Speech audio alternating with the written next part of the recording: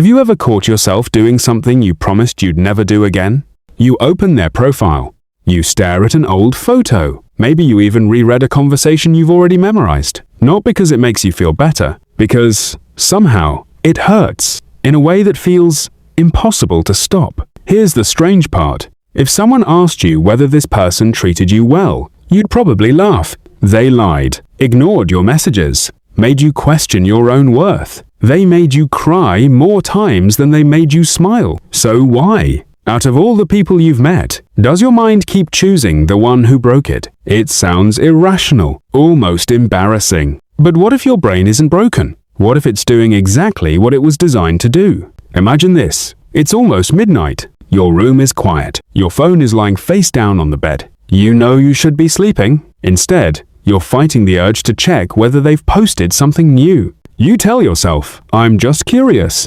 But deep down, you already know you're hoping for something much bigger. A message, an apology, a sign they miss you too, even though every past experience tells you not to expect it. Isn't that strange? Your logical mind knows the story is over, but your emotional mind refuses to leave the theater. And that's because your brain hates unfinished stories. Think about your favorite TV show. Imagine watching every episode, only for the screen to suddenly go black right before the ending. No explanation, no resolution, no final scene. You'd probably spend days thinking about it, maybe even weeks. Not because it was the best show you've ever watched, but because your brain desperately wants to know how it ends. Relationships work the same way, especially the painful ones. The relationships that end with answers usually fade, but the ones filled with confusion, mixed signals, broken promises, those are the ones your mind keeps replaying. Not because they were better, because they never felt finished.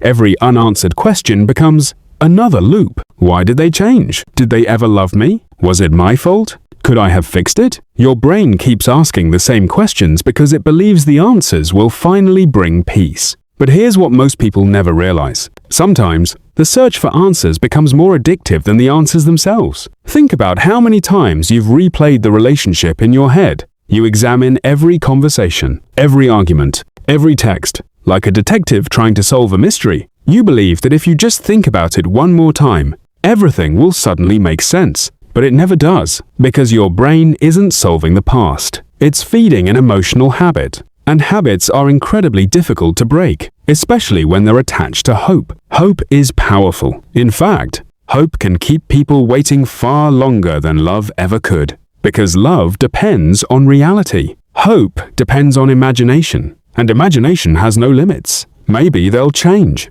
Maybe they were just scared. Maybe they needed time. Maybe one day they'll realize what they lost. Notice something? Every maybe keeps the door slightly open. Just enough for your brain to refuse to walk away. But this isn't the biggest reason you can't let go. Not even close. The real reason is much deeper. And once you understand it, you'll never look at heartbreak the same way again.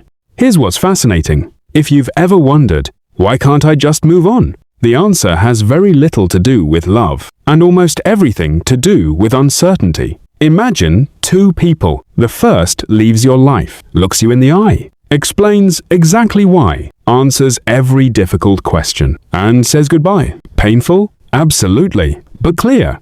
Now imagine the second. Some days they made you feel like the most important person in the world. Other days, they disappeared without warning. One message filled you with hope. The next left you questioning everything. No explanation, no certainty, just silence. Which one do you think your brain remembers longer? Almost always the second.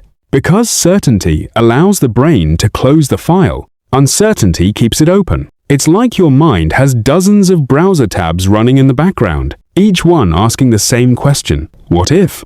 What if they come back? What if I misunderstood? What if I gave up too soon? Those invisible tabs quietly drain your emotional energy, even while you're laughing with friends, watching your favorite show, or trying to focus at work. Have you ever noticed how one random song, one familiar street, or even the smell of someone's perfume can instantly pull you back into memories you thought were gone forever? That's not weakness. That's pattern recognition. Your brain is constantly scanning your world for familiar signals. When it finds one, it automatically reopens the emotional file connected to it. Not because it wants to hurt you, because it thinks. This memory might still be important, but here's where everything changes. Every single time you open their profile, replay old conversations, or imagine a different ending, you're unknowingly rewarding your own brain. You're teaching it, this person still matters. So keep reminding me. Your brain listens. It doesn't know the difference between healing and rehearsing pain. It only notices what you repeat. Imagine walking through a field of tall grass. The first time, it's difficult. The second time, slightly easier.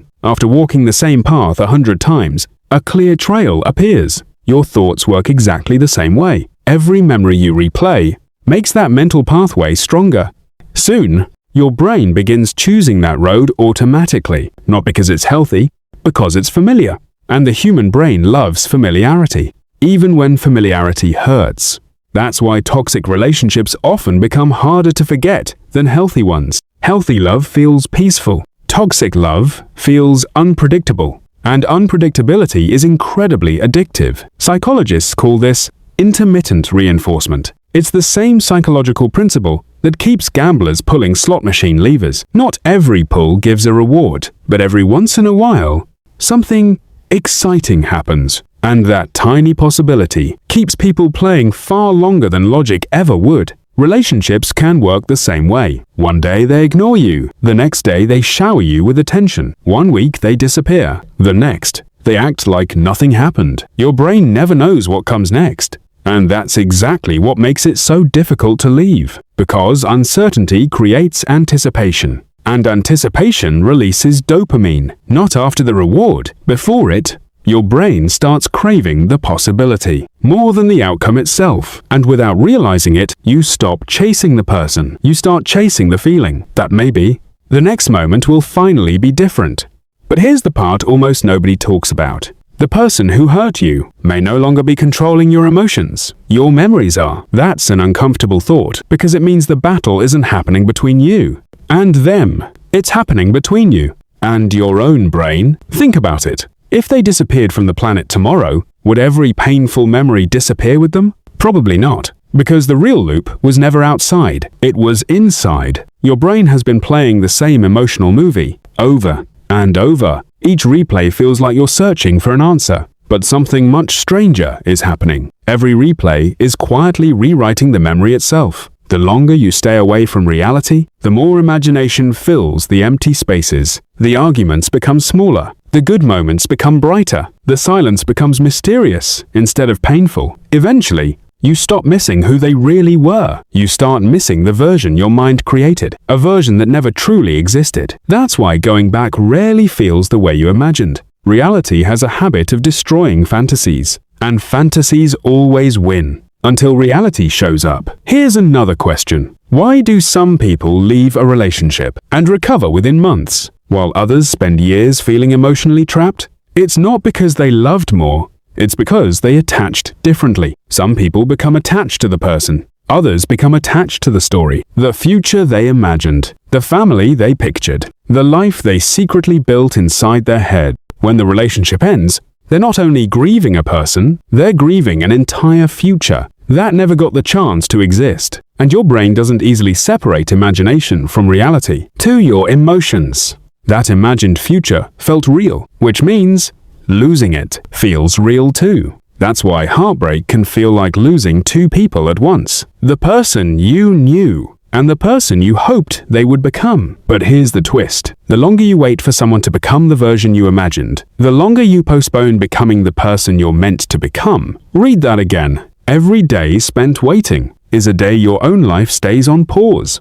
Not because they asked you to wait, because hope quietly convinced you to. And hope, when it isn't grounded in reality, can become one of the most dangerous emotional addictions. Not because it's evil, because it feels beautiful. It whispers, just one more week, just one more message, maybe tomorrow. But tomorrow keeps moving, and so do the years. One day, you wake up and realize you weren't holding on to them. You were holding on to a version of life that only existed inside your imagination. And that's the moment everything begins to change. Because once you can separate the fantasy from the reality, your brain finally stops chasing ghosts. It starts noticing something it couldn't see before. That the peace you've been searching for was never hiding inside another person's apology. It was waiting on the other side of acceptance.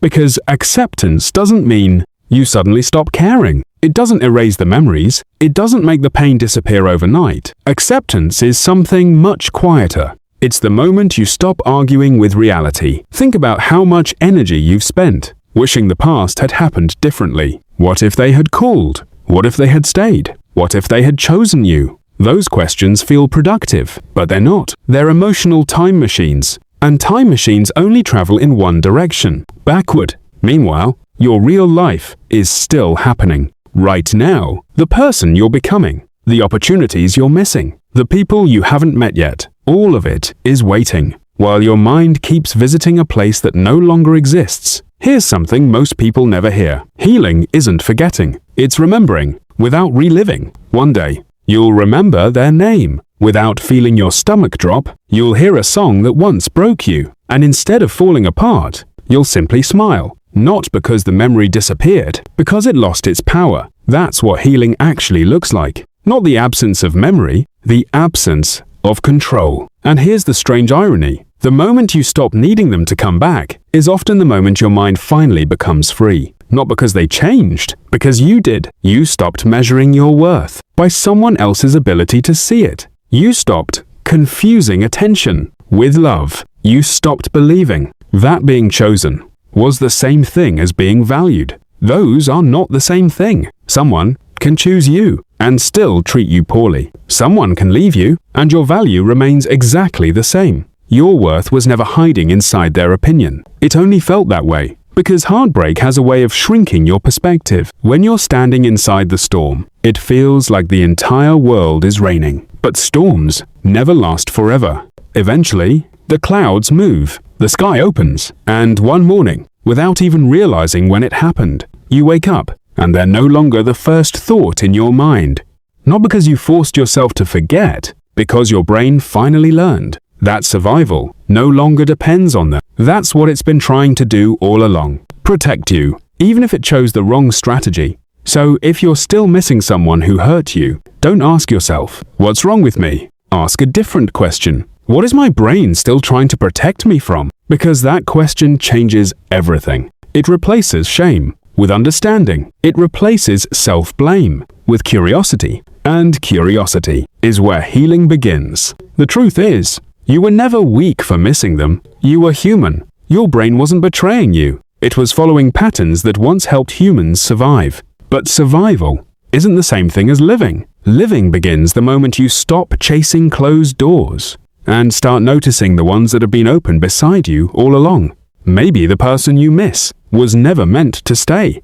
Maybe they were only meant to teach you something about yourself, about attachment, about hope, about the kind of love you should never have to beg for. Because real love doesn't leave you constantly guessing. It doesn't make you earn basic kindness. It doesn't make you question your value every single day. Real love feels safe, not because it's perfect, because it never makes you wonder where you stand. So the next time your mind tells you, maybe one more look, maybe one more message, maybe one more chance, remember this. You're not chasing a person, you're chasing a feeling your brain learned to crave. And cravings fade when you stop feeding them, one decision at a time, one day at a time, one thought at a time, until one day you look back. Not with regret, not with anger, but with gratitude, because the person who broke your heart also introduced you to the stronger version of yourself you never would have met otherwise.